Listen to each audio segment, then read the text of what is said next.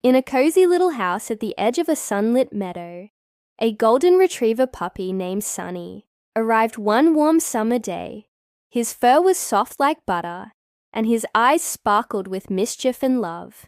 The Johnson family had just brought home their newborn daughter, Lily, and though they were a little nervous about how Sunny would react, they hoped the two would become the best of friends.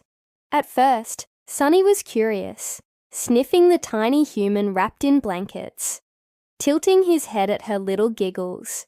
Lily, in turn, would stare at him with wide, wondering eyes, her tiny fingers wiggling toward his fluffy ears. As weeks passed, their bond grew stronger. Sunny would curl up beside Lily's crib, keeping watch as she slept. If she cried, he'd whimper and nudge her parents, as if saying, "Help her."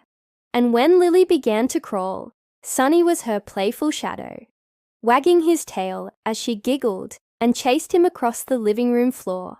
One afternoon, while playing in the backyard, Lily wobbled on unsteady legs and tumbled onto the grass. Before she could even let out a cry, Sunny was there, licking her face, nudging her gently until she laughed again. From that moment, Lily's parents knew Sunny wasn't just a pet.